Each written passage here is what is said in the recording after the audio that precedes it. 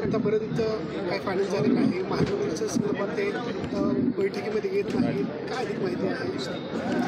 नाही, आदरणीय प्रकाश आंबेडकरजी यांची वंचित बहुजन आघाडी ही महाविकास आघाडीमध्ये सामील व्हावी अशी एकंदरीत महाविकास आघाडीच्या सगळ्याच घटक पक्षांची मनस्वी इच्छा आहे. तशा अनेक बैठकाही झाल्या, चर्चाही झाल्या. मुंबईमध्ये भारत जोडो न्याय यात्रा याची सांगता सभा झाली आणि इंडिया अलायन्सची प्रचाराची पहिली सभा देशातली, त्याच्यातही प्रकाश आंबेडकरजी उपस्थित होते. आणि अजूनही आम्ही आशा सोडलेली नाही. म्हणजे महाविकास आघाडीचे सगळेच नेते, चर्चा सुरू आहे आणि ते मन त्यांचं जे आहे ते महाविकास आघाडीच्या बाजूने शेवटी येईल असं वाटतं. एकनाथ शिंदे असतील किंवा अजित पवार असतील यांचेही आत्तापर्यंत काही त्यांची माहिती नाही किंवा त्याचे उमेदवार डिक्लेअर नाही, या संदर्भात भाजपला खूप मोठा धक्का बसू शकते का? नाही, असं वाटतं की म्हणजे ज्या हेतूनं हे सगळे महायुतीचे घटक पक्ष एकत्र आले तो हेतू साध्य होताना आता तरी दिसत नाही आहे. कारण जागा वाटप अजून निश्चित नाही आहे आणि जागा वाटप याचा जो आकडा आहे तो देखील रोज बदलत चाललेला आहे. त्यामुळं नेमका शेवटी कोणता आकडा कोणत्या पक्षाला मिळणार आहे हे अजूनही सांगता येत नाही. म्हणून मला असं वाटतं की संघर्ष आहे, मतभेद आहेत, काही मतभेद तर अगदी चव्हाट्यावर आलेले आहेत. त्यामुळं ते आव्हान आहेच त्यांना. एकूणच राज्याची परिस्थिती काय, आपण राज्याचा दौरा करत आहात, काँग्रेसच्या संदर्भात महाविकास आघाडी या लोकसभेच्या निवडणुकीमध्ये महाराष्ट्रामध्ये पोषक वातावरण आहे.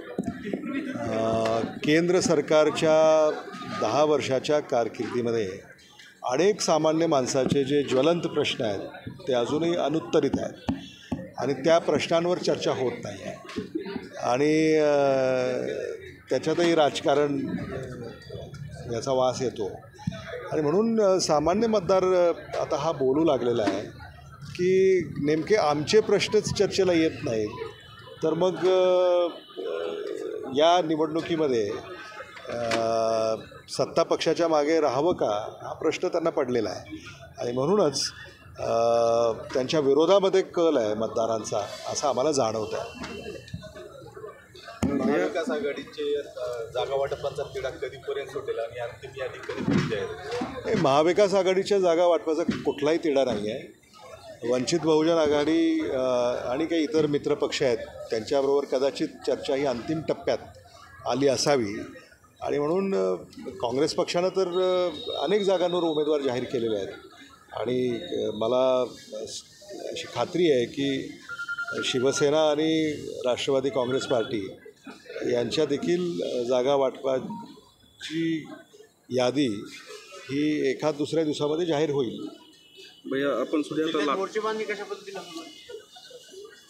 जिल्ह्यामध्ये आपल्या लातूर लोकसभा मतदारसंघामध्ये डॉक्टर शिवाजी काळगे यांना उमेदवारी जी काँग्रेस पक्षानं दिलेली आहे याचं तळागाळातून स्वागत होतं आहे.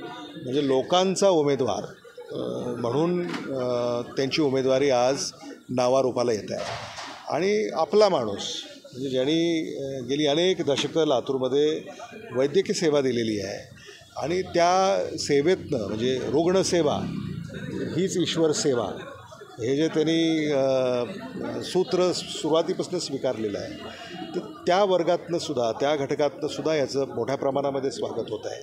आणि मला असं वाटतं की शेवटी एखादी उमेदवारी लोकांनी उचलून धरल्यानंतर निवडणुकामध्ये फार मोठी आव्हानं राहत नाहीत. असं जरी असलं तरी काँग्रेस पक्ष, राष्ट्रवादी काँग्रेस पार्टी, शरदचंद्र पवार, शिवसेना उद्धव बाळासाहेब ठाकरे, शेतकरी कामगार पक्ष, कम्युनिस्ट पार्टी ऑफ इंडिया आणि इतर जे आमचे पक्ष आहेत त्या सगळ्यांनाच या प्रचाराच्या यंत्रणेमध्ये आम्ही सहभागी करून घेतलेलं आहे.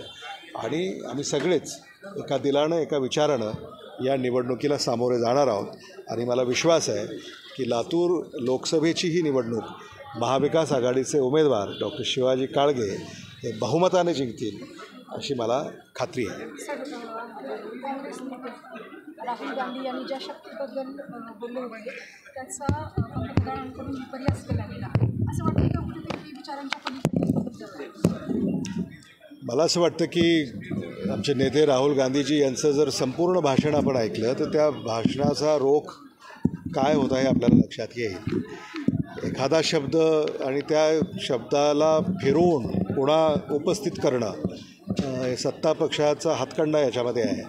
आणि म्हणून मला असं वाटतं की त्या चर्चेला आता पूर्णविराम मिळालेला आहे आणि देशातले जे मूलभूत प्रश्न आहेत त्या मूलभूत प्रश्नांवर चर्चा जी व्हायला हवी, महागाई, शेतकऱ्यांच्या शेतीमालाला भाव, बेरोजगारी, औद्योगिक गुंतवणूक, हे जे सगळे आहेत किंवा सीमा प्रश्न आहेत याच्यावर चर्चा होत नाही आहे. आणि म्हणून मला असं वाटतं की दुसऱ्या चर्चेला पुढे करायचं आणि वेळ मारून न्यायची हे सत्ता पक्षांचं तंत्र दिसतं आहे असं मला वाटतं.